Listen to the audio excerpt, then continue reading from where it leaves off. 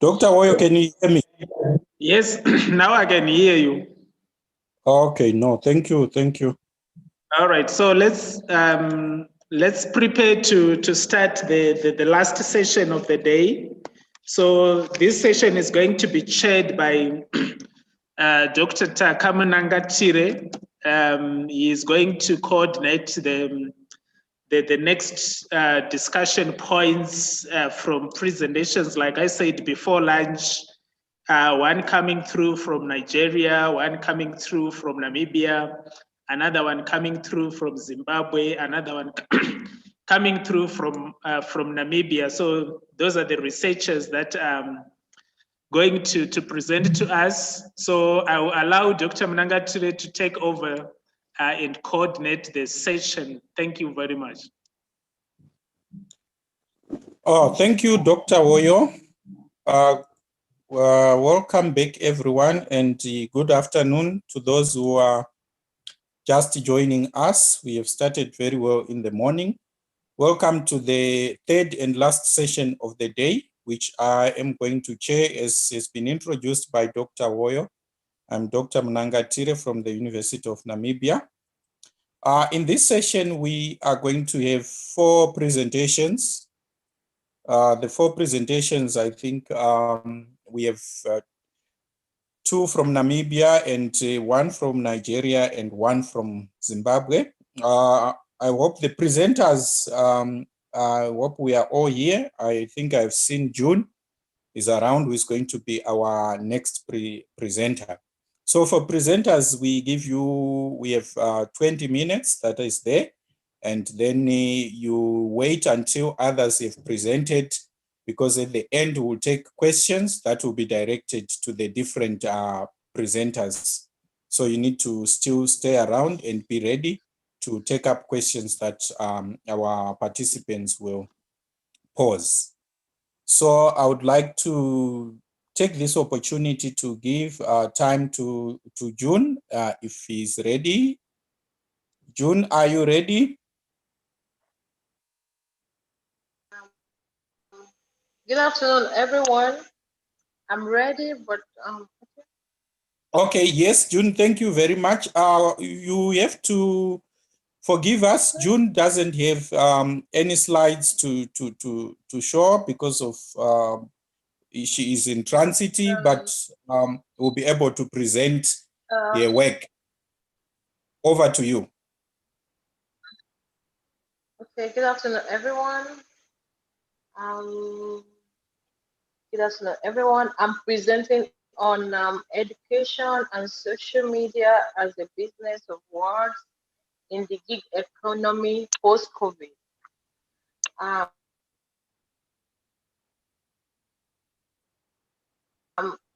I hope everybody can hear me. Hello? Yes, we can hear you, but we can. Okay. Can everybody hear me? Yes. I have to yeah. I'm sorry. I just returned. Yeah, I just returned from Germany last week, and I'm just coming from where I did my COVID test. So I have to pack and branch somewhere to do this presentation. Okay, so in the course of my presentation, in the course of my research in this paper, I discovered that I should have included Nigeria, because the situation in Nigeria might actually be different from where everybody is coming from. So I'm thinking the topic should be education and social media as a business of words in the gig economy post-COVID in Nigeria. Okay, so COVID-19 came suddenly, and it came as a crisis. And for me, in the course of this research, I'm seeing crisis as not a new phenomenon, because of course most good things comes after the crisis, because when people get so acquainted with the crisis, they produce new way of doing things. A case study is the issue of malaria in Nigeria. Initially, when the issue of malaria started, everybody was afraid, but later on people got adjusted to the system, and now malaria is part of the system, and people just do things and business continues. Okay, so able to, but I can send my slide later when I can access my system, and I can send it to everybody. I'm so sorry. So I was able to conduct an interview with two prominent social media activists in Nigeria. One of them is Miss Teki. She's very popular on YouTube, Nigerian YouTube. She's into the production of video editing, and during the course of the COVID-19, she was able to organize successful routines for people to learn how to edit videos and make a lot of presentations through videos and a lot of adverts through video for even MTN in Nigeria and Airtel. And I was able to also interview John Obidi.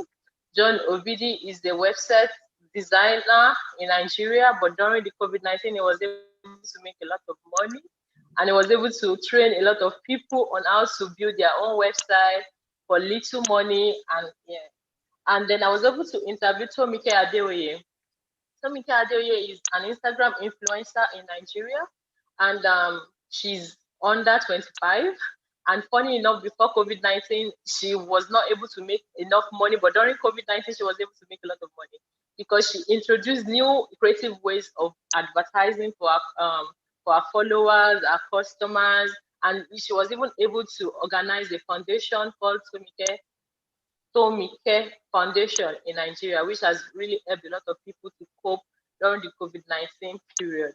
And I was also able to join a group with Jimmy Tewe. Jimmy Tewe is also a popular, how will I say this, a motivator, a motivational speaker in Nigeria. Is very popular, Jimmy Tewe, on Instagram, Jimmy Tewe Foundation, Jimmy Tewe Family.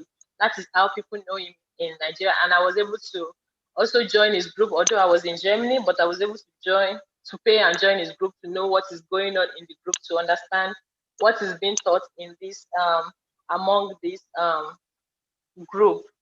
Then I was also able to join Diary of a Niger Girl group on Instagram, and I was able to attend their functions on Zoom and on IG Live to understand coping measures of how people have been able to be functional during COVID-19. Although I was in Germany, but I was able to understand how these things work. I was able to interview 5 of these prominent influencers in Nigeria, and I was able to join 2 of their conferences, and then I was able to interview them. And during the course of the interview, I was able to know that rethink post-COVID for everything. Of course, in Nigeria now that I'm back, I know that things are very expensive. Even at the airport, I was able to, I was made to pay huge amount of money before I can enter.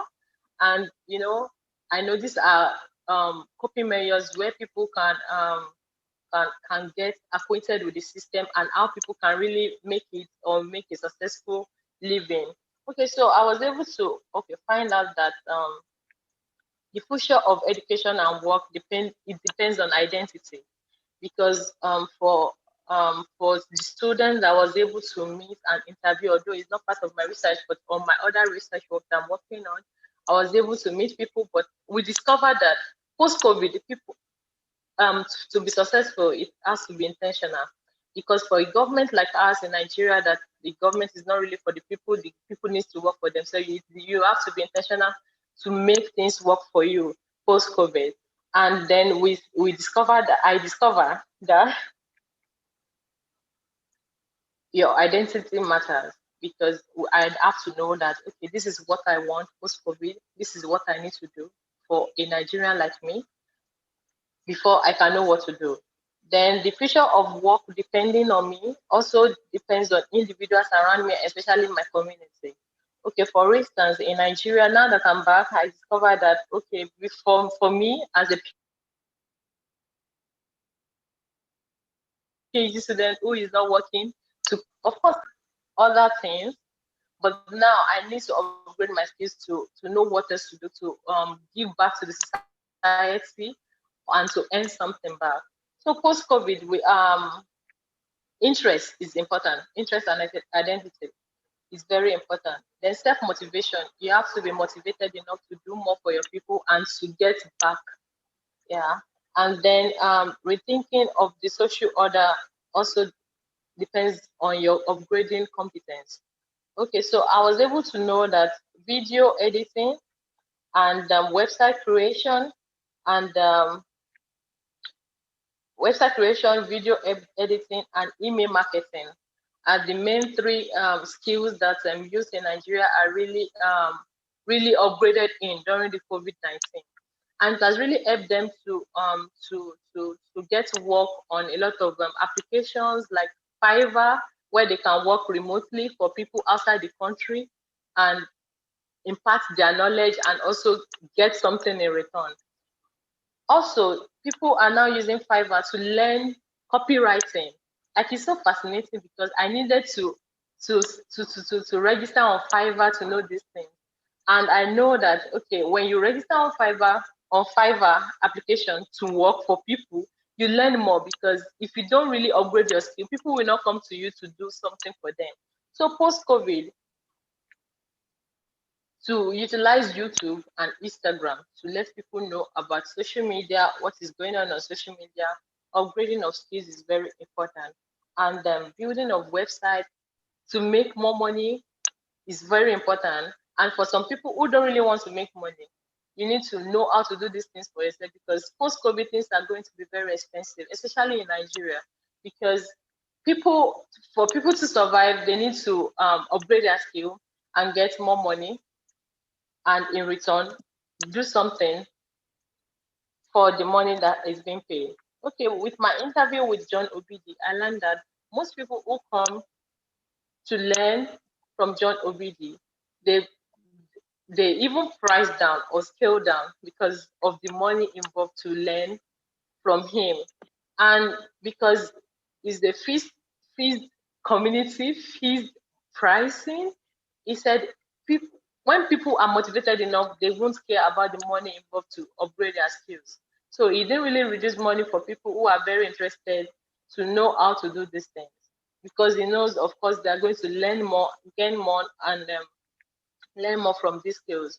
So John Ovidi also agreed that interest is very important, because if you are not interested to move from from the pace at which you are, especially with the economic situation, people will not be ready to actually upgrade their skill, even if there is advert, there is little or no money involved in upgrading skills. Also, for the gig economy, YouTube and Instagram pays influencers for what they do, to know what is going on. It's so fascinating, because I didn't really know that YouTubers get paid from YouTube before because of this research.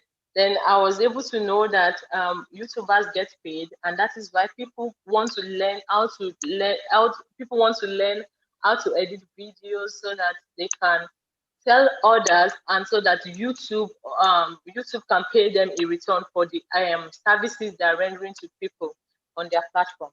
Also, Instagram. I didn't know that for people on Instagram, for influencers on Instagram, they get paid for using that platform to tell people about other people's products and advertisements. So Tomike Adeoye, as an influencer that really made it during this COVID-19 period, also agrees that upgrading skills for post-COVID will really help people to learn a lot and know about social media. Now, on the part of education, a lot of schools now bring in web designers to come to schools to help them create their own specific e-course e-learning, where they can arrange their course on a particular application for their students to cope. Either ways, for learners in this situation, they become for teachers in this situation, they become learners, because they will need to learn post-COVID. They will need to learn these things from other people before they can impart knowledge. Especially what they know. So post-COVID, most people, the way I see it actually, most people will be social media savvy. They will be application savvy, website savvy to the extent that learners become teachers and teachers become learners and learning become a circle. And Jimmy Tewe School, Jimmy Tewe is a motivational speaker. Jimmy Tewe School is called the Accountability Group. The Accountability Group has an application which they develop themselves to impact people who are also followers of the accountability program. So in the course of this, the presenters from this accountability group also own schools, which Jimmy Tewe's group exposed them to.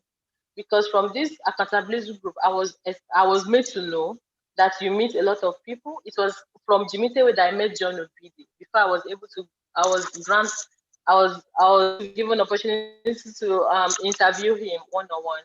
So I was able to know that schools own now post-COVID, because schools are yet to resume in Nigeria.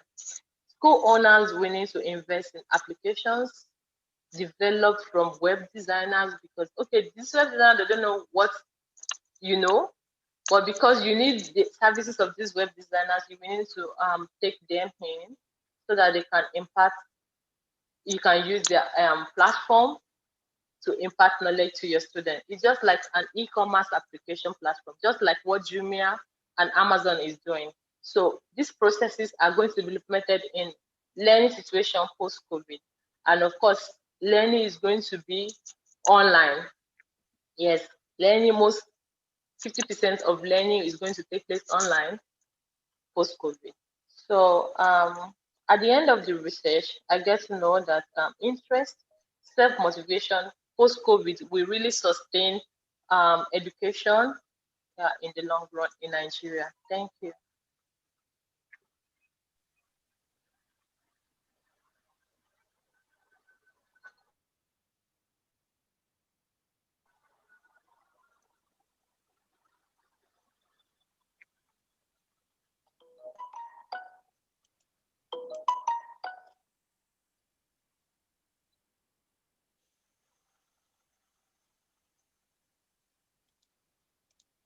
Okay.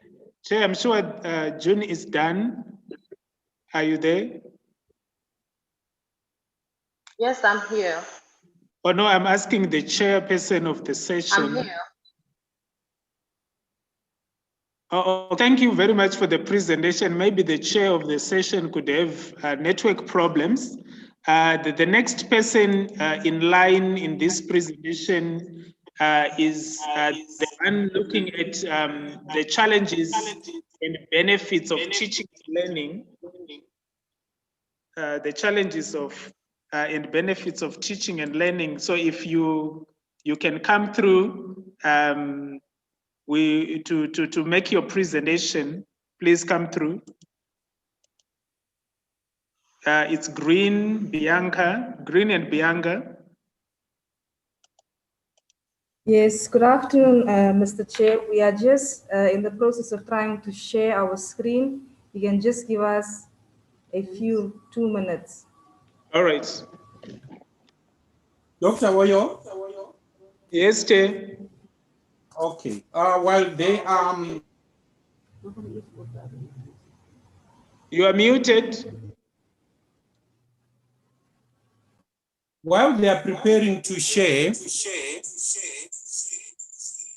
we can take questions. Oh, okay. Maybe if they are taking long, yes, you can take questions. Okay, yes, June, there is a question that has been posted. Maybe you can just respond to this one quickly so that they are ready to share their screen, but there will be more questions. The question that has been posed here is, does learning on social media improve performance? And does it enhance skill acquisition? Who were the respondents of this study? And also, will universities continue to hire full-time faculty post-COVID?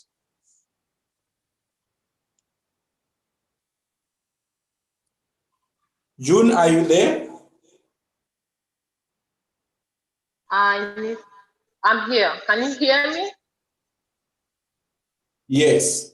Can you hear me? Okay. Actually, learning on social media, from my research, I discovered two things. It's distracting, but with the video, the video empowerment on social media, you will notice that during this post-COVID, okay, we are still in COVID, we are still COVID, we are still within COVID situation. You will notice that Instagram introduced Reels. Reels is a way where you can add videos and songs to your videos and tell people what you are doing. Okay, in the first leg, is distracting to learn on social media, but it's actually very impactful because according to research, you can students assimilate easily through videos and what they see, especially with TikTok.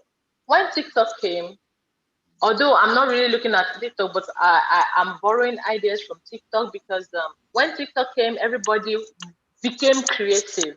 Everybody learned easily. Although TikTok came with a manual, but it was easier to learn because people find creativity very practical.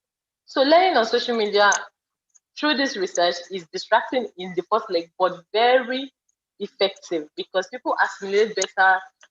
Just like when you see adverts, when people see adverts, they learn fast. They see, okay, this is what this does. So people learn fast on with social media. Also, the second leg of the question says that does it enhances skills acquisition? Yes, it does, because if your video doesn't is not creative enough, people learn from other apps where they can learn easily. That is why you see a lot of people in Nigeria are learning how to edit videos, especially with applications, Canva. Like people don't really know about Canva, but they don't really know that you can use Canva to do a lot of things. Canva is an application that helps you to edit on YouTube, even on Instagram, even on your videos. People even use Canva now to present on Zoom, to present in conferences. Like there are a lot of things that social learning on social media has helped you to do, because of course it's, according to my work and data, it enhances skills acquisition. It helps you to do more. Then the respondents of these studies are influencers who have an average of 9,000 people um who attended their classes and paid for it, and improved their who has improved their studies through the work. I was able to meet Jimitewe and attend. I even paid also to know what is happening, because of course I learned from other people who have attended their classes, and I was surprised by the knowledge that they were able to garner and the connections they were able to connect with. So I paid $100 to attend Jimitewe's class, and I was surprised that, okay, you can learn a lot of things on Zoom.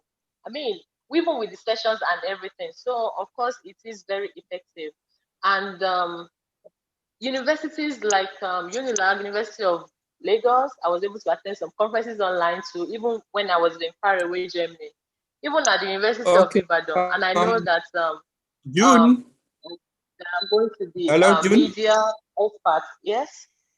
Yes. Hello. Can I allow you to finish just to that point so that Green and Bianca can come in and do their presentation?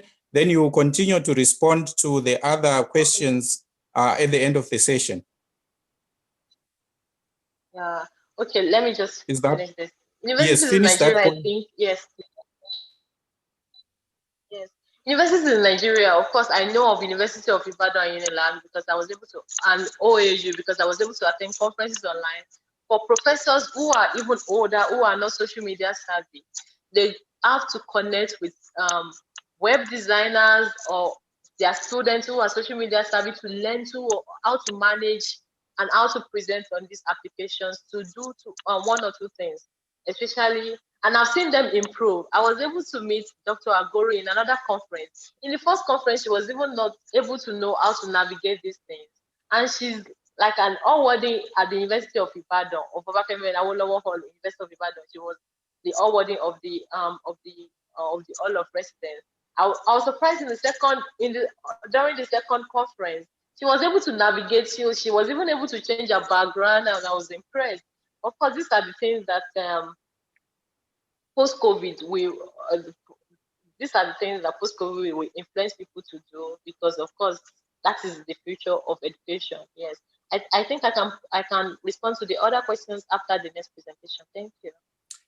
Thank you very much for that, for those responses and clarifications. So I will hand over to Isabel and Bianca. I see your screen is now ready. Please take over. Thank you to the chairperson. I'd just like to introduce myself. My name is Isabel Green Manuel. I'm a lecturer from the Department of Hospitality and Tourism. And my co-author is Ms. Bianca Shiremawe, which is also the lecturer and head of department from the Department of Marketing and Logistics. Our study is looking at what are the challenges and benefits of remote teaching and learning for students, undergraduate students from the Department of Tourism and from the Department of Marketing at NAST.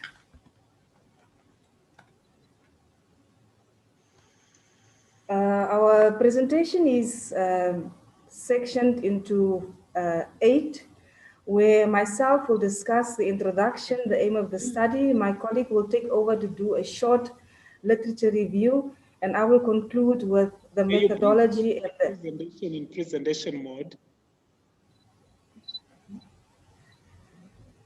Okay, we'll do so. Yeah.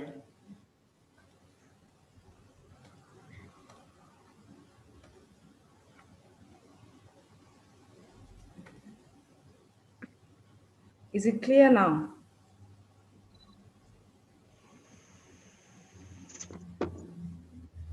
Yes, please proceed. Okay, where myself, I will conclude with our methodology, our preliminary results, and the conclusion. It has been alluded in previous presentations, the effect of COVID-19, and not only that it is a health pandemic, but it also has caused disruption to many educational institutions across the globe. And hence many educational institutions had to implement measures to continue educating during this pandemic. Now, the Namibia University of Science and Technology decided to migrate from face-to-face teaching to what we termed remote teaching and learning, to reduce contact and at the same time continue with teaching and learning. During this period, students had to mitigate the challenge with online learning, with limited support or with no support, as campuses across were closed due to the pandemic, and thus they could not all fully participate in the remote teaching and learning. Okay. Our aim of the study is to investigate the challenges and benefits posed by remote teaching and learning from the student's perspective within the Department of Tourism and Marketing. We are using the present tense as the study is still not done yet. We are still busy writing up, busy analyzing the data. We have only now collected a portion of the data, so the study is still ongoing. I will quickly hand over to my colleague just to take us through the literature review. Good afternoon, ladies and gentlemen. My name is Bianca Shidumawe. As my colleague just mentioned, I'm going to present on the literature review. It's actually going to be very short. As we all know, there's limited literature on this specific topic, because it's actually a very new topic in higher education. So what we have also done is to basically abstract the literature from an international context, since there was not really much written in terms of the Namibian context. But then obviously we have tried to incorporate what was published so far in terms of the specific topic. So what I'm going to basically cover in the literature review is COVID-19 and teaching and learning. Then I'm going to discuss a short discussion on the shifting to remote teaching and learning during COVID-19, the challenges of remote teaching and learning, and then I'll conclude with benefits of remote teaching and learning.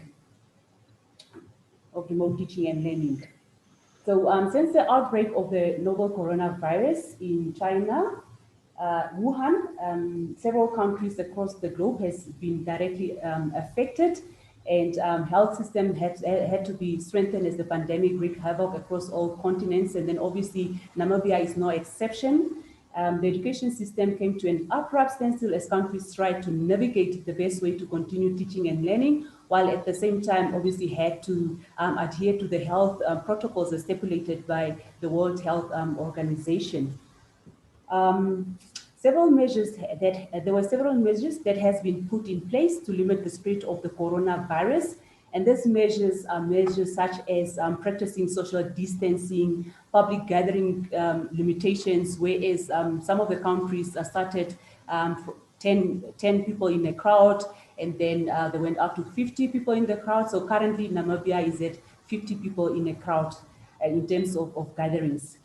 Closing of schools, which was obviously educational institutions, to move from face-to-face to remote teaching and learning. And then there is also much uncertainty when this pandemic will end, and uncertainty when institutions will go back to classroom teaching.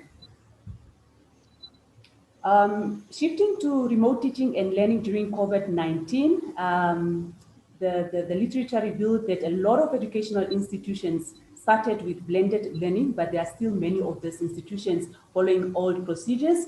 But then, as we all know, most of the institutions basically concentrated more on the face-to-face teaching as opposed to remote teaching and learning. Preparations obviously had to be made, including the training of staff, related in terms of related to online teaching, the various platforms that one can access, e-learning platforms, MS Teams, Zoom, and so forth. And then obviously equitable division of work between departments and updates on learning technologies had also to be considered. Although several institutions already had plans to implement remote teaching methods, COVID-19 had to force the specific institutions to implement these plans immediately. The challenges of remote teaching and learning, there were actually several challenges that came with the remote teaching and learning, which is actually most associated with the technology. For example, how to access these various platforms, the challenges of the videos and the audios and so forth, basically. And then one other major difficulty that students experience with remote learning was to understand the instructional goals of the various courses, as well as the assessments, criteria, and so forth, and also to have basically a healthy balance between studying, their family, and their social lives as well. Other issues that the students actually found remote learning to be a bit boring, because there's not really so much engagement as the ones for the teaching for face-to-face teaching, basically. And then the benefits of remote teaching and learning.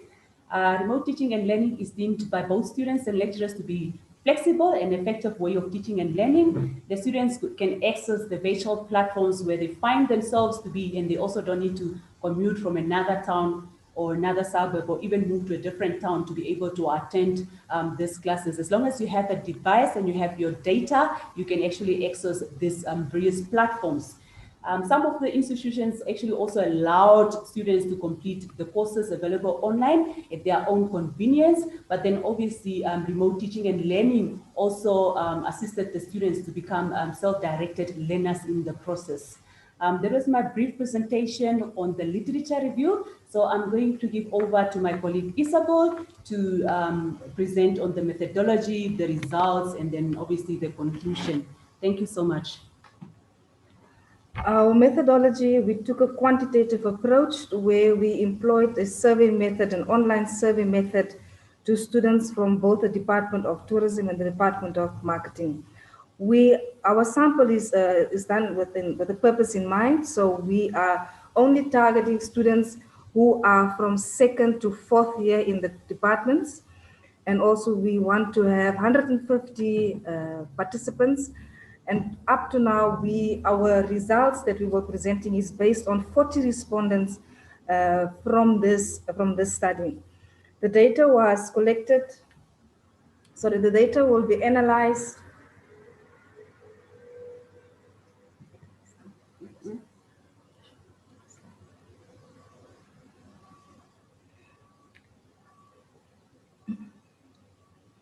Isabel, are you there? Yes, sorry. The data will be analyzed using SPSS version 26, and we want to extract both descriptive and inferential statistics. When we talk about this, we want to understand what is the relationship between how satisfied are students with the current remote teaching and learning methods, tools in place, as well as what are the preferred mode of remote teaching and learning. And this we will look at from a department perspective, and then overall looking at in general. The results that we are presenting here now is extracted from a combination of the data thus far. It's not separated between the departments as we are still in the process of data collections. So it would appear that the students are satisfied with both e-learning and WhatsApp as a mode of communication during the remote teaching and learning period, where 40% of the participants indicated they were very satisfied with e-learning, and 39.5% indicated they also were very satisfied with WhatsApp as a form of communication during the remote teaching and learning period. And then in terms of the preferred mode of study, again, e-learning was most preferred, with by 43% of the sample currently informing that they are very satisfied with e-learning, and 40% of the participants indicating that they are satisfied, they prefer WhatsApp also as a mode of learning. Now, in terms of the benefits, our key benefit, or what came out of it, is that 90% of the participants we've surveyed so far felt that they were encouraged to take responsibility for their learning experience, which gives us an indication that not only was the students partaking in the activities that was done online, but they felt a sense of achievement, a sense of it's my learning experience, I'm taking responsibility at my pace for this. However, 45% felt or agreed, or either strongly agreed, that it was a lonely experience, as mentioned in the literature, that it can be, there's limited or no face-to-face interaction. There is online interaction, but to what extent are students participating within this online environment? So this is all still that we are under investigation. 78% of the participants either strongly agreed or agreed that the experience with the various platforms, online platforms offered at NUST was good.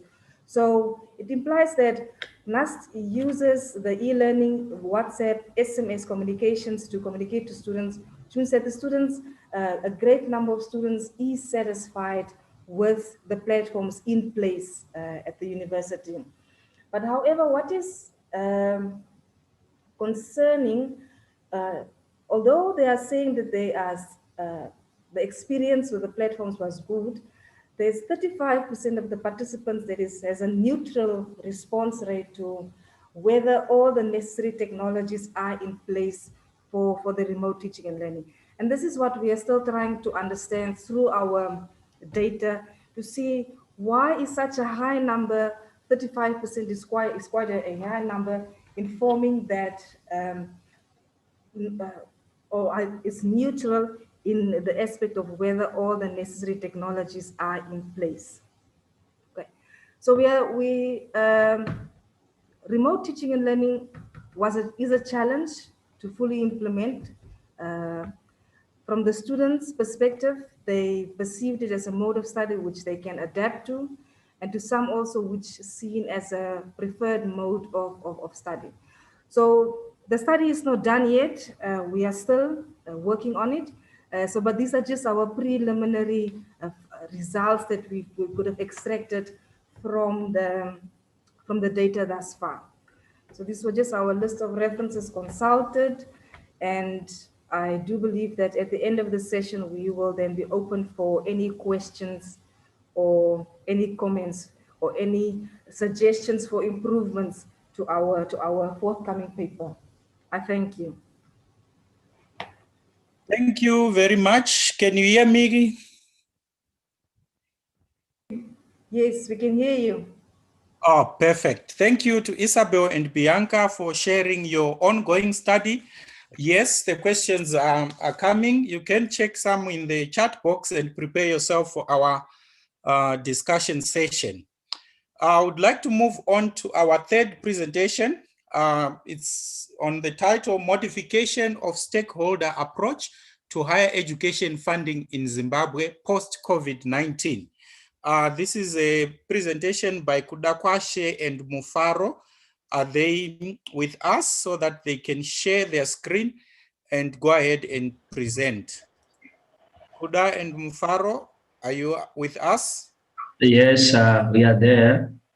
Speaking Okay. is Maro Zingrai. Thank you, Chairperson. I'm trying to share my PowerPoint so that everybody can see the slides. Okay, please go ahead. Yes. All right. Thank you.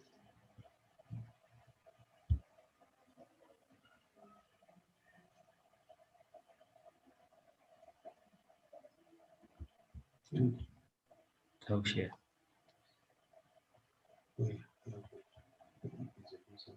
Okay. Then we want a full screen.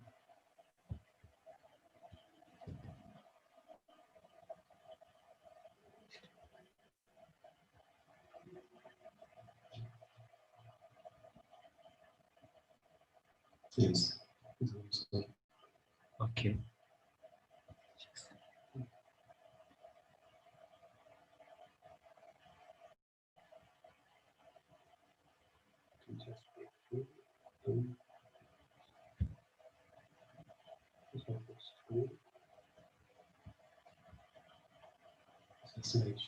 Yes. I want to use the full screen.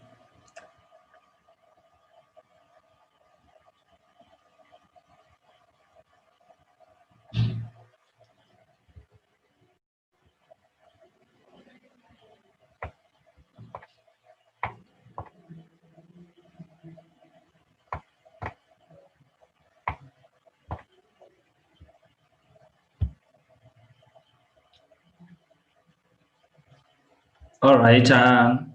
Can you hear me?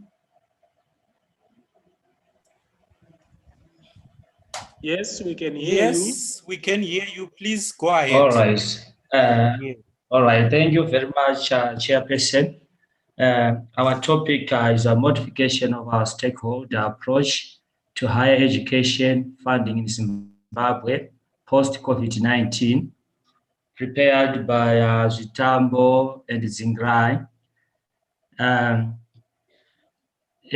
we can note that it is a major issue in this case, that is the funding aspect.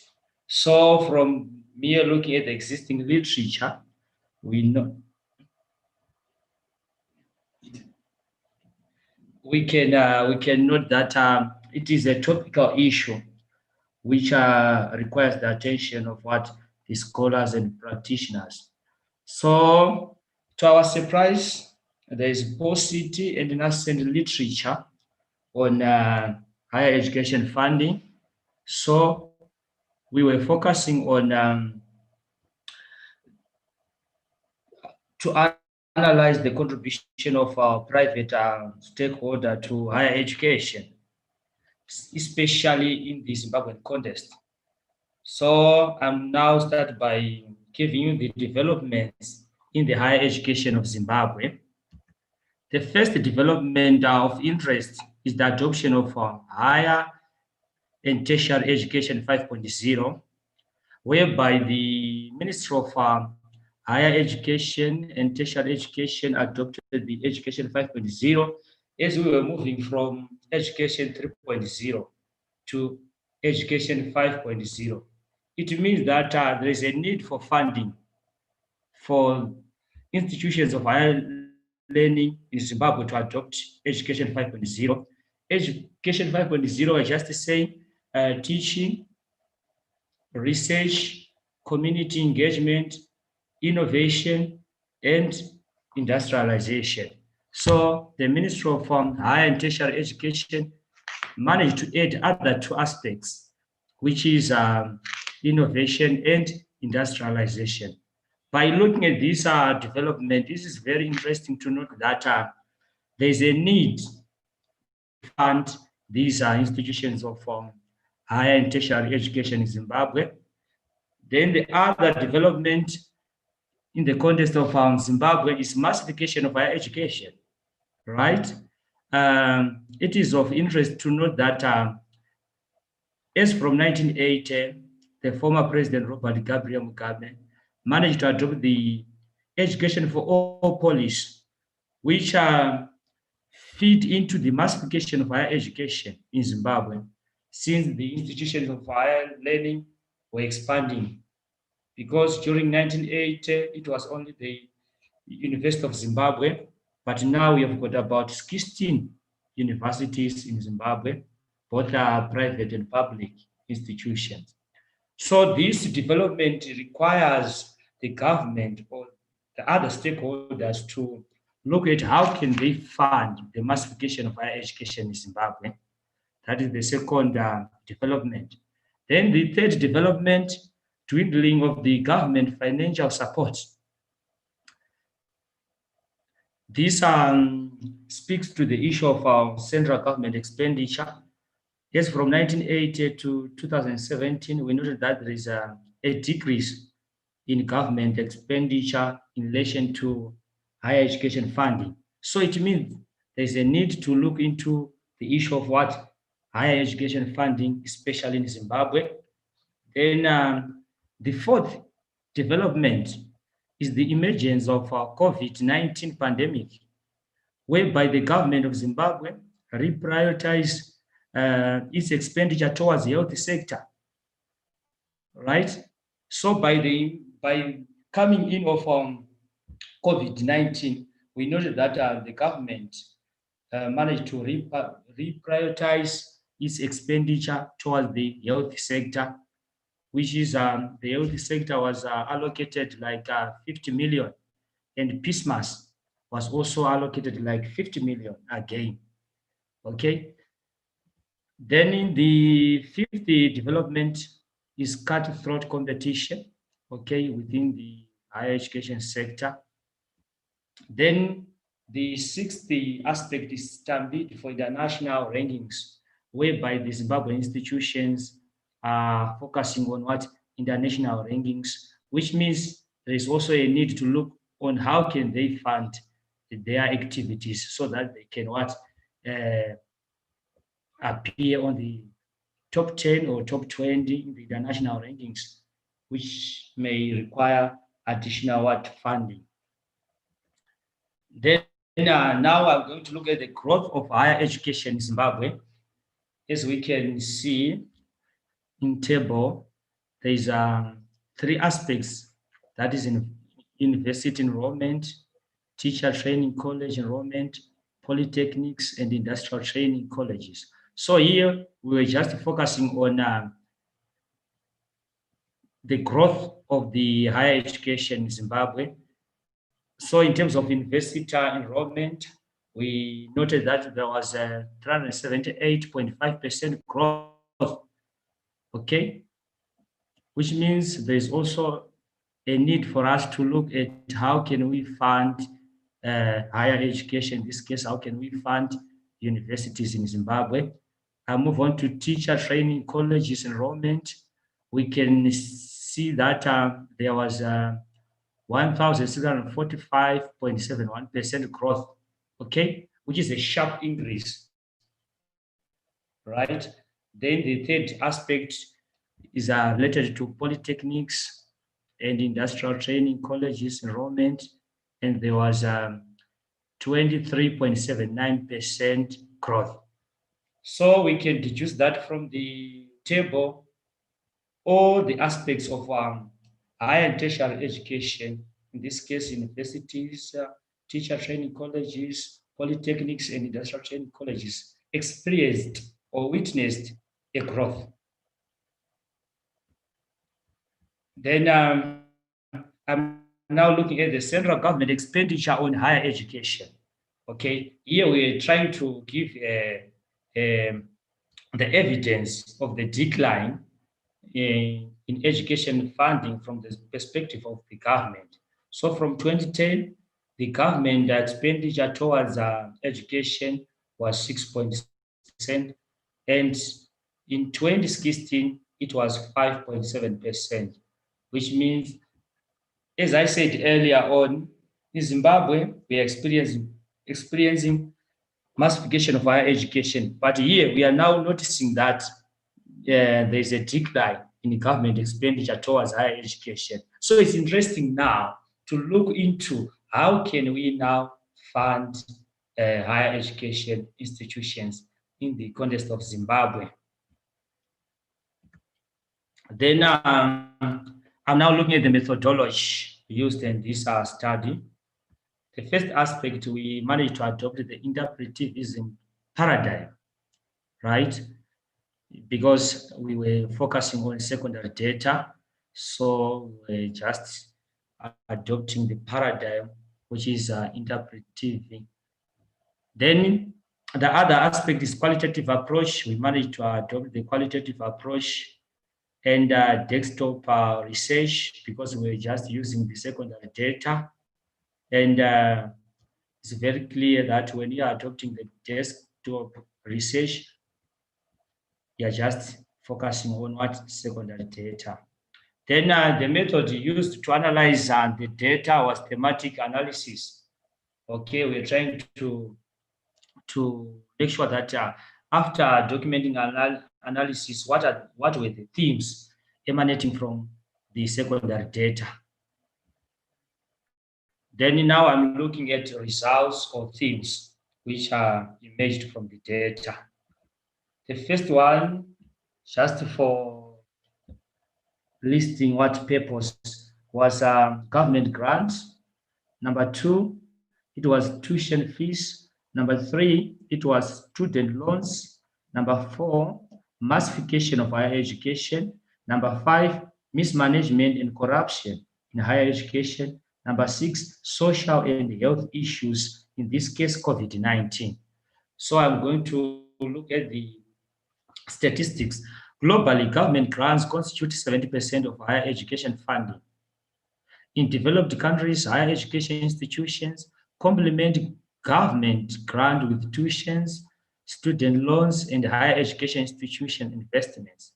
This is in the case of the developed countries. Now we are looking at Africa. In Africa, government grants constitute 80% of higher education budgets, right? Then we are moving on to another aspect. Developing countries face economic problems, social and health issues, students unable to pay fees, mismanagement, and corruption, negatively impacting on ability to fund higher education. Then the other aspect is Zimbabwe faces economic meltdown, with inflation estimated to be 700%, and natural disasters. Okay. And another aspect is Zimbabwe face expansion and massification of higher education. Okay. As I already mentioned, in Zimbabwe, we are facing expansion of higher education, which means there's a need for us to look into how can we how can we fund these institutions? Then the other aspect, Zimbabwe faces mismanagement and corruption, which negatively impact on higher education funding. Then, the last aspect is so interesting. The emergence of COVID-19 pandemic disrupted higher education funding approaches in many countries, including Zimbabwe, right? And this disease, which is COVID-19, disrupted the operation of every country. So in this case, we experienced a reprioritization of the budget, whereby the government channeled resources, especially financial resources, towards towards the health sector. Right. Then I'm now looking at the conclusions and the recommendations. So the study concludes that increase in enrollment but decrease funding by government. Right. That is the conclusion we managed to come with. There is an increase in enrollment, but there is a decrease in funding, especially the government. Okay. Then the second conclusion: higher education's failing to meet financial objectives, right? Because many institutions of higher learning are experiencing budget overrun. That was the conclusion. So from the conclusions, we managed to come up with the recommendation. That is the multi-stakeholder higher education funding model. So in this study, since it's a secondary-based study, we managed to come up with a model, in this case, multi-stakeholder higher education funding model. So from the model, we can just note that we have cost-sharing approach, okay? We recommend that the institutions of higher learning in Zimbabwe should adopt what we call the cost-sharing approach, CSA, whereby the students are being categorized into 3 groups. Okay, those who are able to pay, those who have the average capacity to pay, and those who are not able to pay. For those who are able to pay, they should pay their tuitions, and those who fall into the average capacity must also look for education loans, while the government can just say we can pay 80%. Then for those who are not able to pay, we recommend that the government should offer 100% grant towards these students, especially those who come from poor backgrounds. And then the other aspect was on higher education institutions industry partnership, which is HEIIPS. We recommended that the institutions of higher learning should also make some partnership with private companies. For example, they can adopt what we call the apprenticeship program. Okay. Then the other aspect, industrial research should be done by university so that these institutions of higher learning can get funds from the industry. Right. Then the other aspect, we recommend that the institutions of higher learning should adopt what we call higher education institutions investment, HEIIPS. This is a situation whereby the institution of higher learning, such as universities, can now engage in income-generating projects. For example, the Faculty of Agriculture should now focus into practical aspect of agriculture, whereby students can now do farming and produce something that is tangible, that can be sold on the market, so as to generate revenue to fund the operations of these institutions of higher learning. Then the other aspect is investment in money markets. Sometimes you may find out the institutions of higher learning may have some idle financial resources in the banks. Okay, in this case, money. Why can such money be invested in the money market so as to generate profit from such investments? Then they can also adopt under such recommendation what we call the diversification strategy, whereby the institutions of higher learning can now do consultants, right, in order to generate revenue to fund their operations. I'm now moving to higher education internationalization, HEI, whereby the institutions of higher learning are recommended to expand globally so as to earn foreign currency. Okay, for example, if an institution is headquartered in Zimbabwe, why can't such institution go and open another university in Namibia? That was our recommendation again. Then another recommendation was mainly focusing on government should also unveil government grants, especially to those students who are not able to pay, right? Whereby the government can pay all the required fees for these students. Then the last recommendation was more of general, where we were just focusing on other funding sources. Under other funding sources, we recommend that institutions of higher learning, especially universities, should have a vibrant alumni chapters or association, whereby those institutions can look for donations from the former students so that they can just generate funds to fund their activities.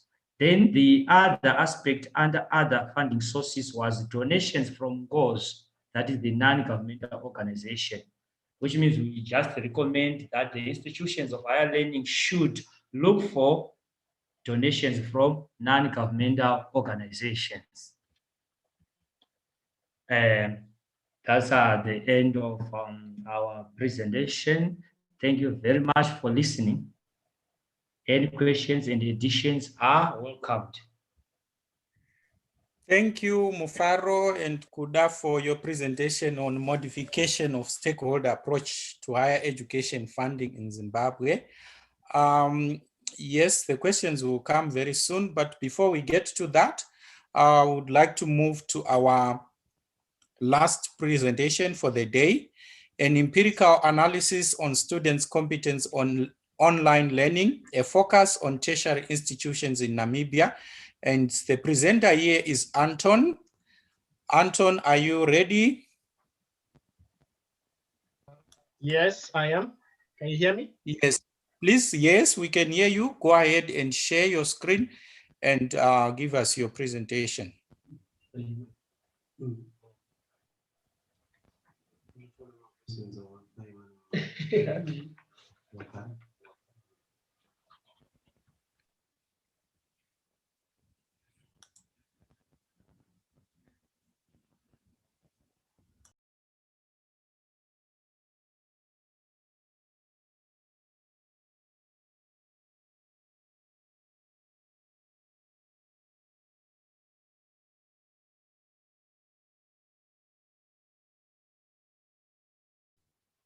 Can you see the screen?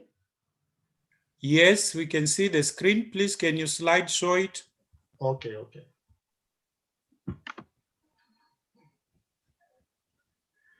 Okay, good day, everyone.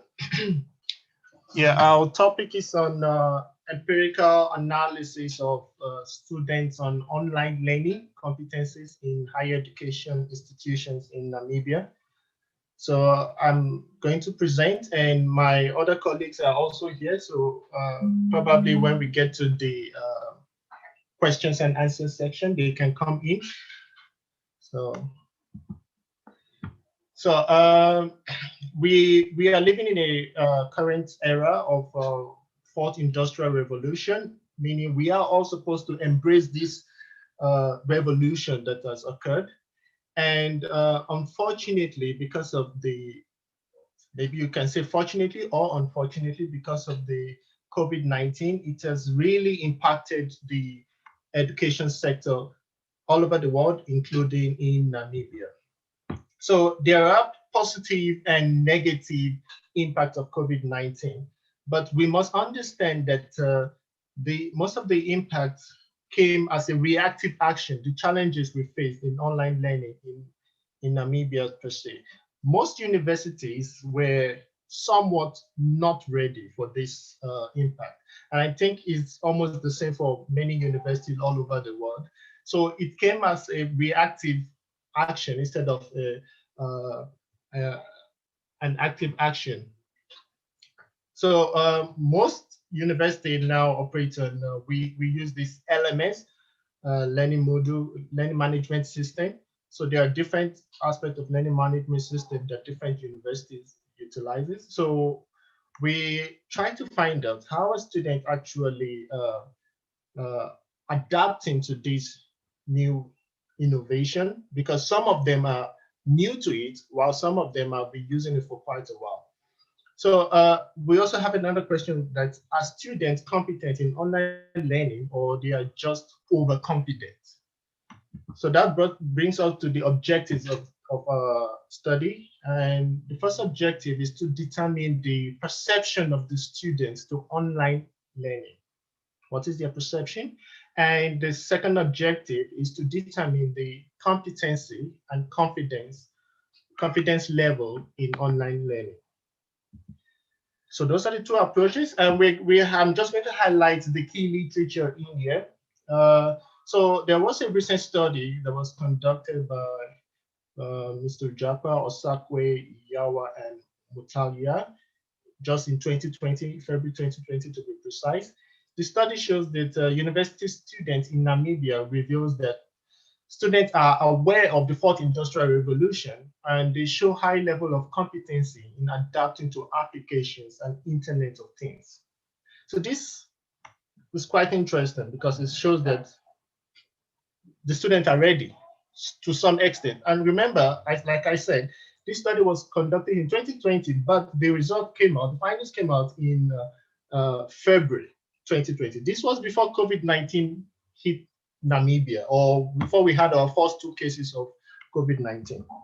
So I did mention something about competency and confidence, and that brought us to what we call the Dunning-Kruger effect.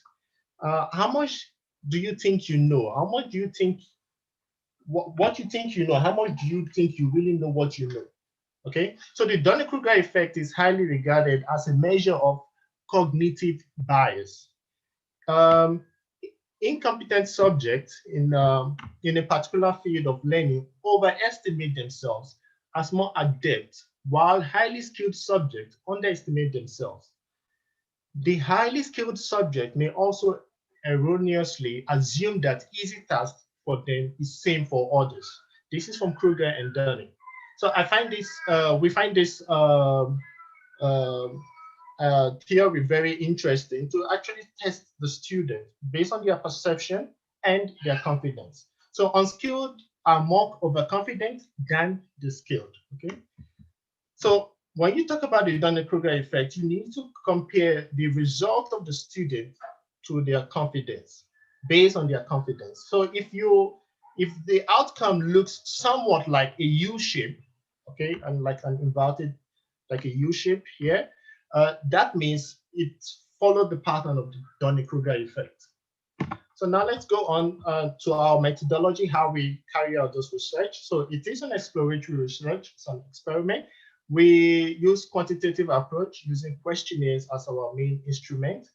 The total population estimated is that we are looking at all the universities, main universities in Namibia, that is UNAM, IUM, and NUST. So we approximate that to be around 49,000 based on the latest statistics that we had.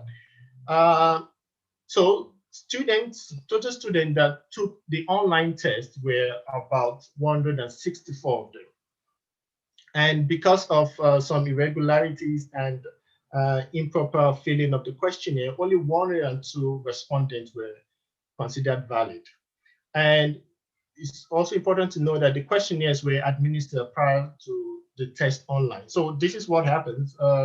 Before the students are allowed to complete the online test, they will have to complete a questionnaire.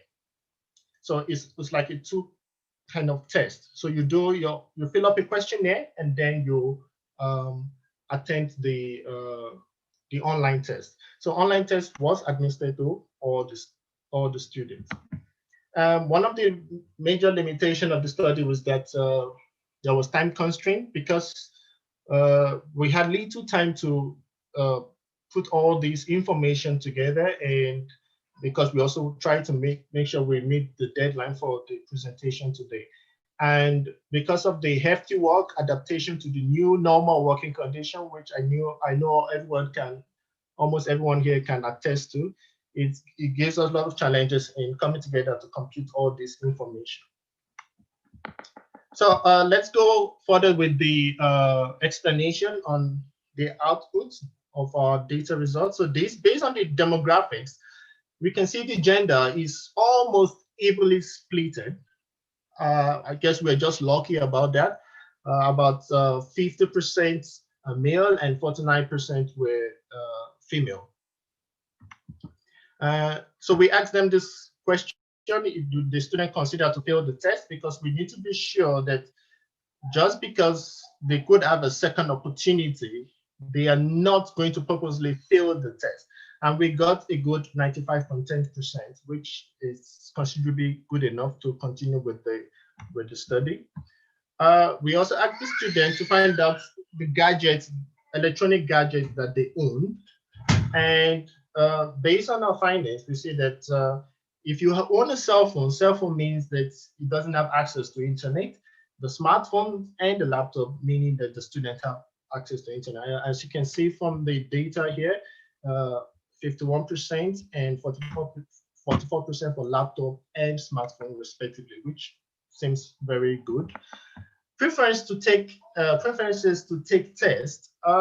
We also asked them another question on this, and majority of the students prefer to take online tests, which is about 62% of the study. And those that will prefer paper and pen is just 32%, and others no preference, in the sense that they don't mind if it's going to be paper or pen or online test. Assignment submission preferences, again, another online related test, and most of the students, 74% to be precise, say they will like to submit their assignment online, and rather than written by hands, which is just 15%, and the old method of typed and paper printed is just 13%. So I will come back to the assignments and submission preferences later on and analyze the perception of all the students. In terms of the competency, because this is the second objective, we are testing the competency of the students. We can see that we gave them a questionnaire, and in the question, we asked the student to predict what they are going to get in the test, and we compared that with the actual grade they got in the test. As you can see now from this chart, that it kind of varies, but I will further explain it if it's not so clear to see the variation that is going on right here. We'll further explain this looking at the scatter plot, and a further explanation on this area is explained on the table. So we use a judgment, subjective judgment, to say if you get above 70% in the test, you are regarded as competent. And remember, these are online tests. So based on our report or on the survey we conducted, the student that classified as being competent and they guessed their marks right within the range of just 14%, and 43% estimated wrongly, but they are also competent. This gives us a total of 57% competent students that took the online test. And those that are regarded as not competent, about 10% estimated right. They understand that they are not so competent in online tests, while those that are estimated wrongly are just about 35%, which makes a total of 45% of not competent. Now, remember in the beginning, I did mention that the Dunning-Kruger effect will look like a U-shape. This is somewhat like that, just to show you what the outcome is going to look like. So remember, I also we emphasized that some students estimated wrongly, 43% and 35% respectively, for the competent and not competent. Now, when we look at this, 91% of those that said they were competent, which means that they were actually not competent. 91% of them overestimated their score in the online test, while those that are competent, they actually underestimated their score in the online test, and they were just 76%. This shows that in conclusion, judging from the presentation and the competency test, it shows that at least 70% of the students that completed the questionnaire are ready to adapt to changes in online learning from our observation. And although these students might be showing signs of being ready to changes in online learning, but the question still remains, are they really competent or not? Because based on the Dunning-Kruger effect, it shows that they might be competent, but they might have actually overestimated themselves. And this could be as a result of cognitive bias. So these are the references. And thank you. We will wait for any question from the organizers. Thank you very much. Thank you very much, Anton, for your presentation. And I would also want to take the opportunity to thank our presenters for this afternoon. So what we would want to do now, we want all our presenters to be ready as we go into the discussion session, in which we are going to take questions that either some of them will be posted or those that have already been posted. So what I will try to do is to ensure that we take questions for each of the presenters and move on to the other, so that we allocate more or less equal time for our presenters to respond to the questions that have been raised. I hope we find this in order. So I would like to hear if June is ready, so that we can start with you.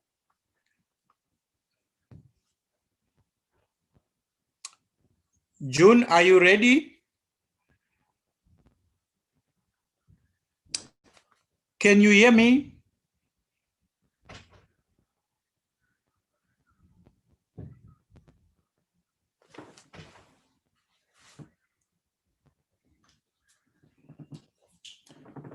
Hello? June is muted, so maybe we can move. Hello, can you hear me? Hello, can you hear me?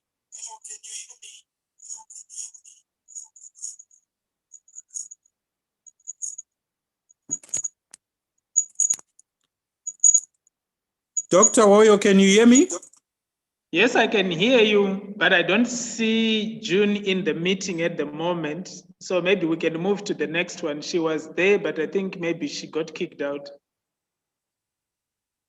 Okay, it's fine. We'll move on. If June does happen to come back, we will get to her. So we move on to the next presenters, were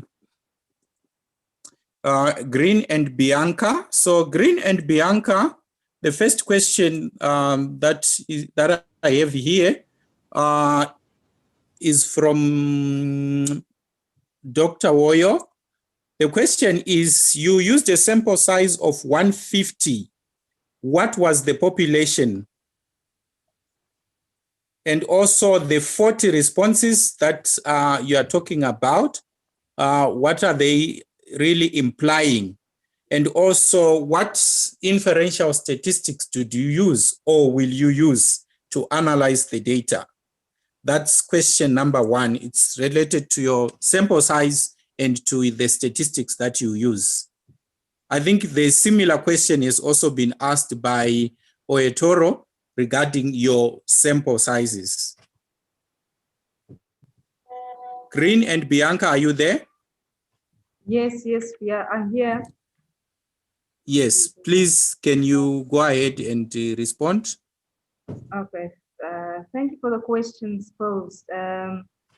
Our sample was drawn from students who are enrolled in the Bachelor of Marketing, second year and third year students. And that sample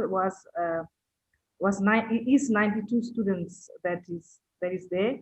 And from the tourism, it's also from the Department of Tourism, we have about 58 students, which comprised of our population. The 40 that we are mentioning there is that from the 150 that we are targeting, it's only 40 that have till date responded. That's why the study is still not done. We are still in the process of data collections. And this is alluding to also a limitation that we have in the study is that lack of response from students in terms of we're not sure if it's due to technology challenges. The questionnaire is not clear, but we try to make it as clear as possible. So this is why we are still engaging and we are still encouraging students to participate. So we are still collecting data and still in the process of analyzing. So what we're looking at as our data is mainly categorical data. We will use chi-square testing to understand and to compare these two different departments, their responses. But what I also want to just clarify is that the departments, the tourism department is called tourism department of hospitality and tourism. And then marketing is marketing and logistics. So we've actually separated the two sections, hospitality and tourism, and then marketing and logistics. So it also influences the responses and the challenges that students have, because from a hospitality perspective, it is a more practical approach versus the tourism, which is a more theoretical approach. And this is what we are trying to also see in our one question. I think they talked about how our findings inform the teaching and learning practices of tourism and marketing students at NAS. We want to see from a theoretical perspective, as these courses are mainly theory, these challenges that the students are experiencing. Is it different in the discipline from tourism, or is it different from the discipline in marketing? So that we can give a broad recommendation in terms of when the subject is theoretical, what tools is best applicable to use for remote teaching and learning. And further, and one question was also asking in terms of further studies. What can one suggest for further studies? Because our study is only looking from students doing theory work and not doing practical work. It would be good to understand, or if there's more research to come out from this, from a practical perspective, what are the tools that is more applicable for students to use during remote teaching and learning? I'm not sure and then lastly, I think the issue of the sampling method, it might have been an error on the PowerPoint. What I was actually trying to emphasize is that because the departments are combined, we've just targeted the tourism students and the marketing students, but we are using a random sampling approach based on these population that we have. Is there any other suggestions, questions? Okay, yes, Green. There is another question which actually wants you to clarify what were the objectives of the study, and specifically, can you highlight to the to the participants of the conference what aspects of this study are still ongoing? Okay, so what is still ongoing is we are still collecting data. We have collected some of it. That's why we could do this preliminary results from it. So we are still data collecting and also then still in the process of analyzing the data. We've just now extracted what we have to try to come up with the descriptives and to give us some sort of overview of what is currently happening. So that is still what is ongoing in this on the study. The objectives they stream from the aim, where we want to understand the challenges of the hospital, of the tourism students and of the marketing students, and also what do they perceive are benefits for them during this remote teaching and learning phase. And through this, we want to see how has these challenges and benefits influenced teaching, learning, and even assessment during this semester of remote teaching and learning. Has there been a drop in pass and failure rates from the transition from face-to-face to online marketing? This is what we want to ultimately at the end also uncover from the study. Okay, thank you very much. I would also want to pose a question to you. What I see missing from your presentation, maybe to be just to briefly highlight the issue of ethics, especially in this during this time of the pandemic. It would be interesting to, how did you go about that?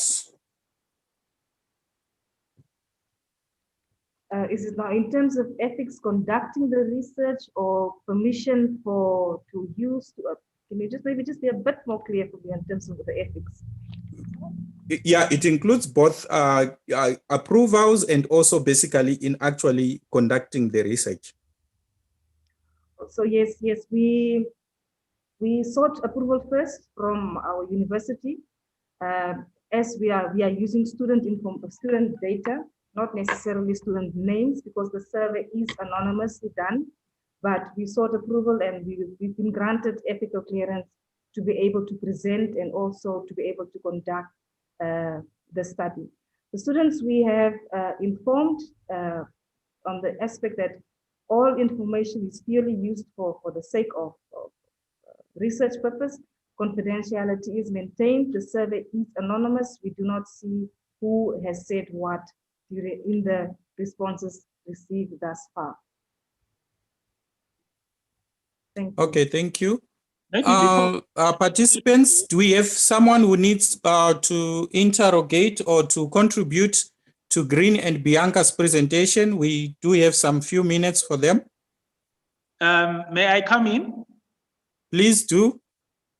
Isabel, you are talking about 150 and you looking at 40 at the moment. Do you really think you're going to get quite a big sample or a bigger number of respondents for quantitative analysis? Does it look that way?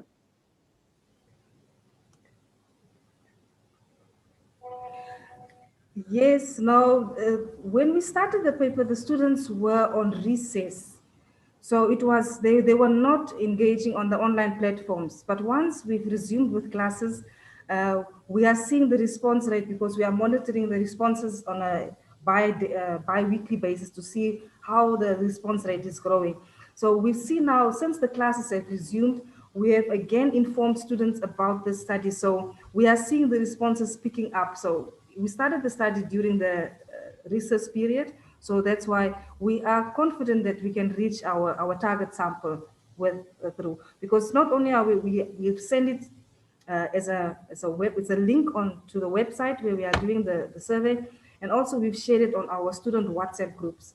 So as they prefer WhatsApp that we've seen, so we are also they can also do the questionnaire or the survey through WhatsApp. Again, thank you, Dr. Woyo. Are you satisfied?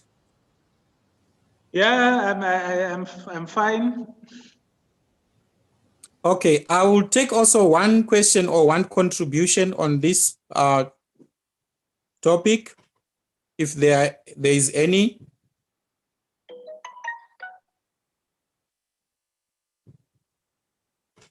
Okay, I'm not seeing any hands being raised or anyone coming in. Thank you so much, Isabel and Bianca, for that presentation and all the clarifications with regarding to your ongoing projects. We wish to get the results of the full project when it's done. Anton, are you around? Yes, I am. Okay, Anton, we are moving to you. We are moving to Anton. Mufaro will come back to you, but we'll start with Anton. The first question that I have here is from Mutongi Chipo. He's saying, Anton, there are two objectives on your second objective. From your objectives that you presented, Chipo, so that in the second one, there are actually two objectives. Can you clarify on that?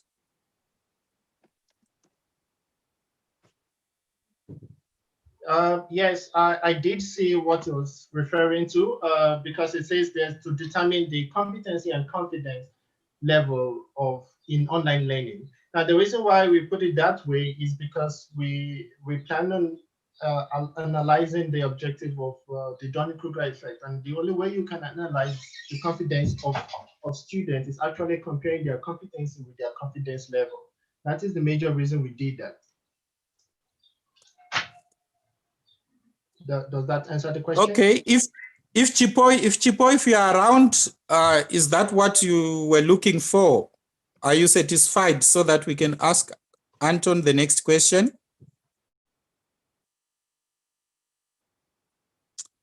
Okay, we are not getting any response from Chipo. Anton, your next question is, I will read it here. It has been posted here. I think the review of literature actually showed inconclusive findings regarding competence of ICT use.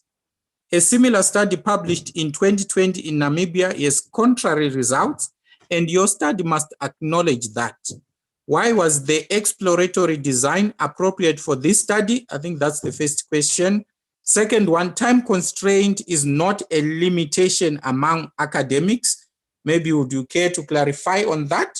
The third one is the sample. How was the sample size determined? How was the data also analyzed? Was there any pilot study which was done? When and with whom? And also, how was the sample size determined? I think related to the pilot. So can you also, there was another question saying, how is competent and confidence operationalized in this study? You can take it question by question. I would want to think that we have gone through it so you can break it down and answer one by one. Okay. My colleagues can also jump in because I know some of them are online as well, but I will answer what I can and what I can see here based on the question. It's quite a lot. The first one was the review of the literature actually shows inconclusive findings. Yes. On that note, the findings of the ICT findings, or the quotes I extracted from that findings was that the perception of the students introduction to fourth industrial revolution. So they were like students are aware of the fourth industrial revolution. So that was most of the perspective. I'm not so familiar with the contrary results in terms of the competency, but I will definitely look at it and include it in our study as well. Which other one is there? Why was the exploratory design appropriate for the study? We felt like we are looking at a new ground, and most of these kind of findings, especially including Dunning-Kruger effect in it, is not really done in Namibia. So part of the reason, and we wanted it to be more of an experimental kind of research. Time constraint is not a limitation among academics. Well, I think that's more of a subjective view than an objective view, in my opinion. The sample size, how was it determined? The sample size was determined based on each of the lecturer and the academics involved in this research. We actually distributed the online test based on the samples or the size of our classes, targeted classes, class samples. So we we conducted a pilot study with them to answer the other question as well prior to the main study was done. But we didn't include this pilot study in the main research because this was done differently by different lecturers or different researchers in the team. And most of the researchers in the team were from IUM and UNAM. So it makes it very easy for us to have access to our students and to conduct a pilot study as well. And also for the sample size, that is how the sample size was also determined. But because we also know that number of students we have access to, it creates the field or the sample size that we really need. And from there, we can extract the number of people that, I mean, everyone was actually given a chance, but before that, they were given a consent form. There was, we follow all the ethical procedures, and the outcome is what we have. The response rate is, the valid response rate we got is just 100. So that's how we came up with that sample size. Were the responses of the pilot test included in the final? I already answered that. How is competence and confidence operationalized in the study? Now, the competency, like I said in the study, is that we look at subjectively choose 70%, that you're regarded as competent in a particular field. This is just like an educated guess, that you're regarded as confident or competent in a peculiar field if you can get 70% and above. It's a subjective view. And in terms of the confidence, it is based on the student assumption, because we tested the student had to choose or had to determine what is it they're going to get in the test and what is their actual mark in that test. So your confidence level will tell you, oh, I'm going to get 80% because I'm a doctor in this subject. I have more knowledge about it. That is your confidence level. But if the result comes out, is it going to show that you're really going to get 80%? Are you overconfident or you underscore yourself? So the result shows that most people tend to be overconfident, okay? And that is those that are not competent. And those that are competent, sometimes they underscore themselves. So it's a more of a confidence level. That's what we're trying to measure here. We compare it with their competency level. I hope that answers your question. If there's any other area that I didn't address, maybe an oversight, my colleagues can answer that. Okay, thank you very much. I will take one more question for Anton before we move to Mufaro, if there's any. Okay, it seems like there's no more question for you, Anton, but you should still remain on standby just in case people have something that comes up. Mufaro, are you around? Yes, Chair. Yes, Mufaro, there is a question for you here. The question that I have is, did the massification of higher education resulted in more revenue generation for higher education institutions? Number one. Number two, why didn't you collect primary data to get fresh insights based on the challenges that are presented by the pandemic? Based on the results, I am not quite getting how should we modify our approach to higher education funding. The last one is, what should we research further? I think these are the set of questions that you have. You can take them one by one, and also you can your colleague can take part. All right. Thank you very much, Chair. I want to start by the first question. Did massification of higher education resulted in more revenue generation for higher education institutions? No, because most of the students were failing to pay fees.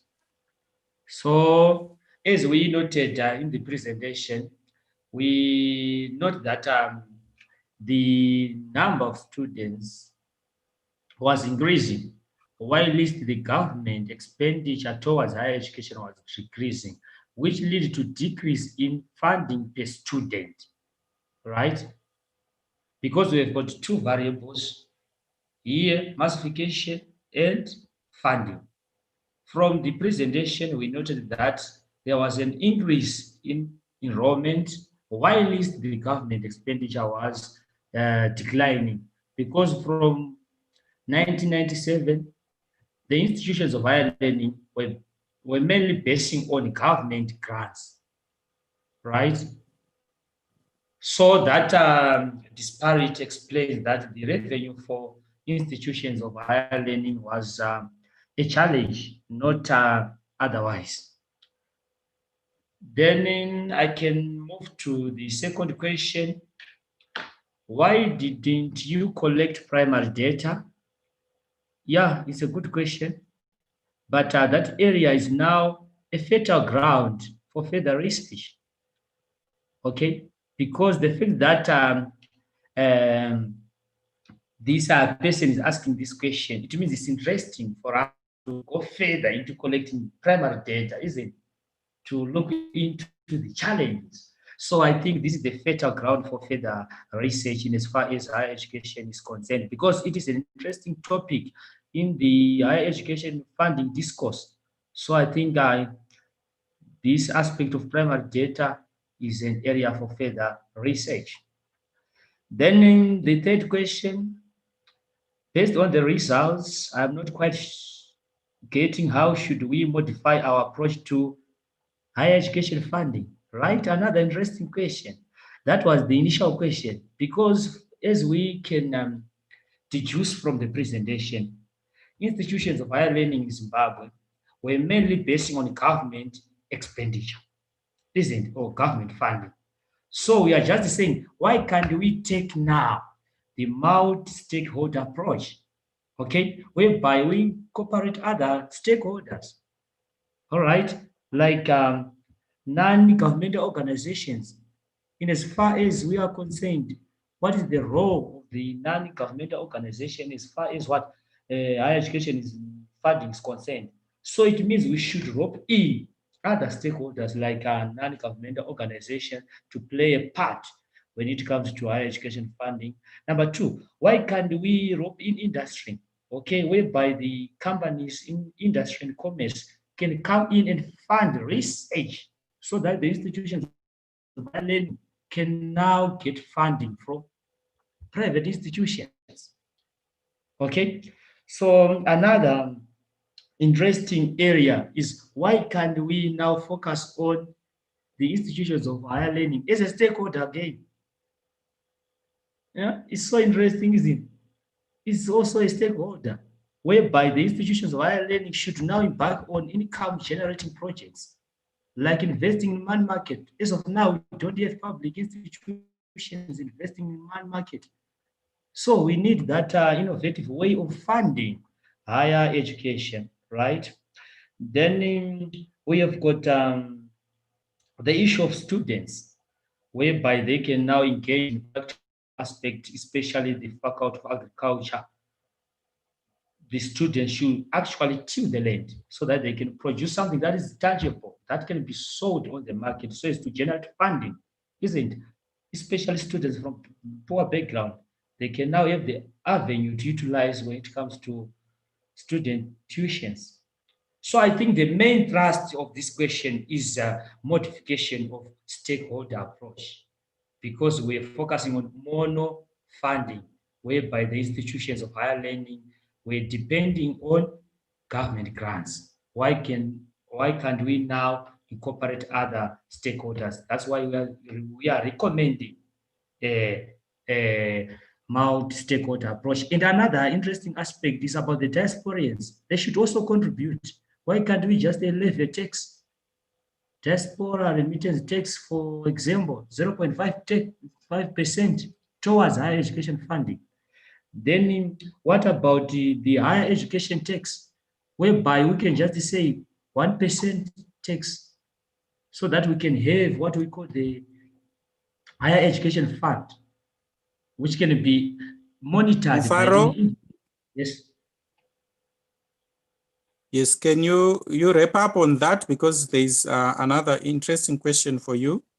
Okay, then the other one is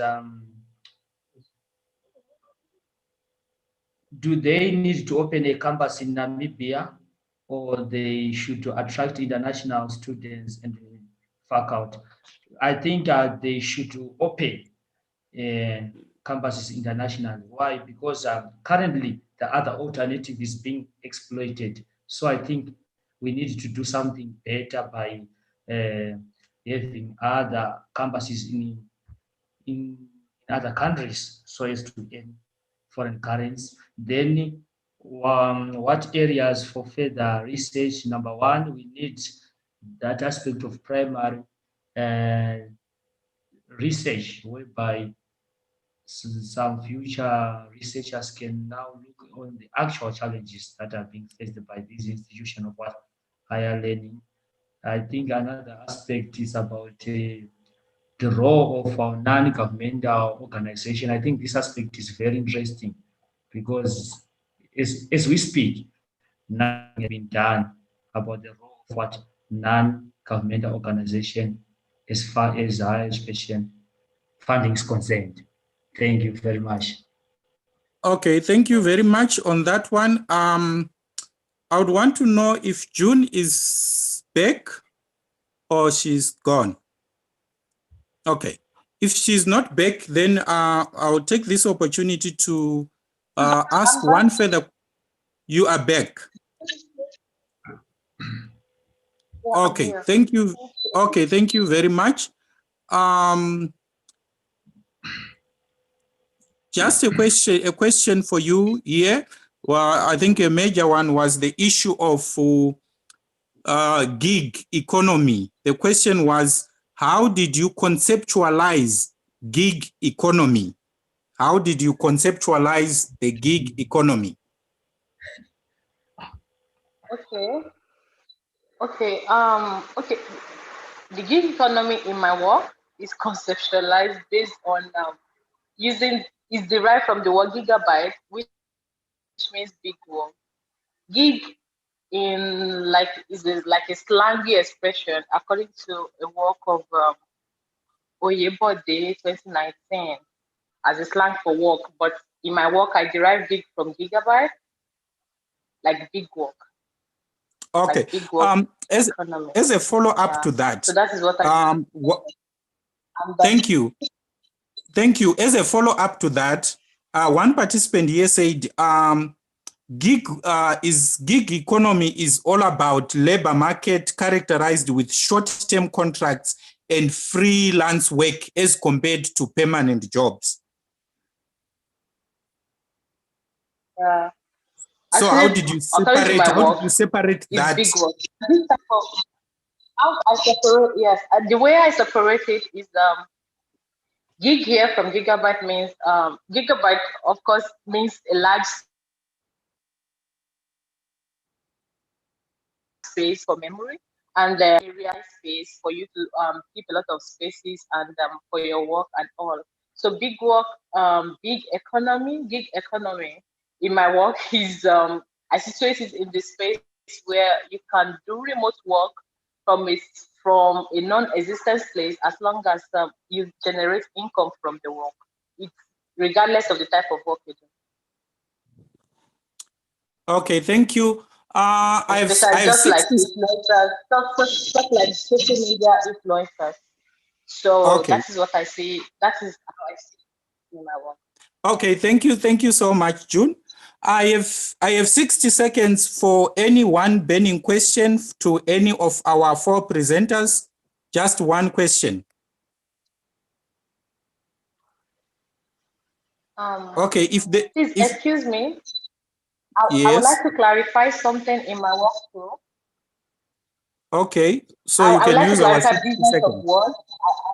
I see somebody. Yeah, I saw a question on business of words and a question on what I think about contract staffs as in universities. I would like to state here that the universities in Nigeria are in two categories. We have the private universities and we have the government-owned university in Nigeria, which are yet to resume work. Of course, the private universities in Nigeria now have contract staff that work from remote work area that actually educates, supply and educate students from outside the university. And of course, I know that government-owned university might not be able to contract staffs, but I know that for effective learning post-COVID, each lecturer will need to hire somebody that will help them to make their classes and their courses available to students from home, especially for lecturers that are not acquainted with the way of the new way of teaching, especially online. Also, concerning business of words is a term used in advertisement. It's actually used on social media now. YouTubers and Instagrammers and influencers on Instagrams use adverts. So these adverts are terms as a business of words. So hello? Okay, yes, I would like you to wrap up. Yes, we are with you, but I would like you to wrap up. Okay. Yes. Simply, just for everybody to understand, business of words are words that are used in engaging adverts on social media spaces. Yes, they are majorly used by YouTubers, influencers on Instagram, influencers on social medias. Yes, thank you. Thank you very much. I would like to take this opportunity to thank everyone, to thank the organizing team, also to thank our presenters for insightful presentations and research that they shared. I also want to thank all the participants for participating through contributions and questions. I think it's 3:51. We have just gone beyond our time by 1 minute. So I would like to hand over to Dr. Woyo. Thank you so much for giving me the opportunity. Thank you very much, Chair, for this session. We appreciate your efforts. And thank you very much to the presenters from Nigeria, from Zimbabwe, participants from South Africa, from Namibia, as well as presenters. These were quite interesting perspectives around teaching and learning during a crisis. We have come to the end of today's session, and we would like to thank you all for logging in, staying with us for this whole day. And tomorrow we are going to finish. I think tomorrow we are only going to do half the day, and we are going to look at interesting presentations from presenters from South Africa, presenters from Nigeria again, presenters from Namibia, presenters from Zimbabwe, dissecting quite a lot of issues, perspectives around COVID-19, structural changes in higher education, lecturing with technology, reliability of online learning, competence development in online curriculum, and challenges and all those kind of stuff. We are going to discuss them tomorrow. So I hope tomorrow you are going to log in and then enjoy the conference. To all the presenters, I hope you are going to take the comments we were giving or other people were giving as constructive feedback so that we improve the quality of our manuscripts, we improve the quality of the outputs. And like what Dr. Mare said in the beginning, out of this conference, we are going to edit a book.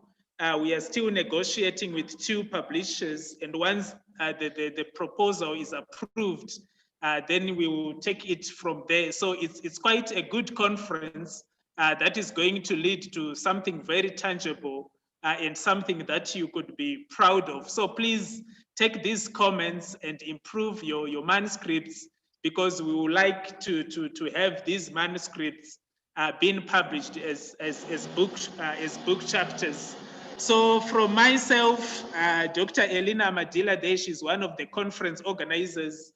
We want to thank you for having time to join this conference for today. So have a good evening until we meet again tomorrow morning at 9. It's bye-bye for now, and we should continue networking with various scholars. I think this is a good platform that have linked scholars from Nigeria, from South Africa, from Namibia, from Zimbabwe together. So thank you very much.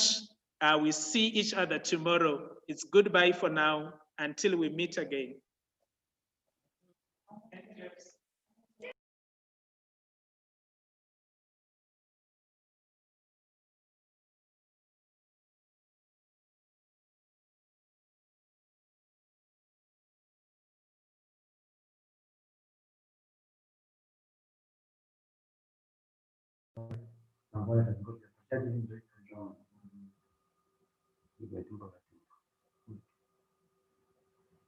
Thank you so much.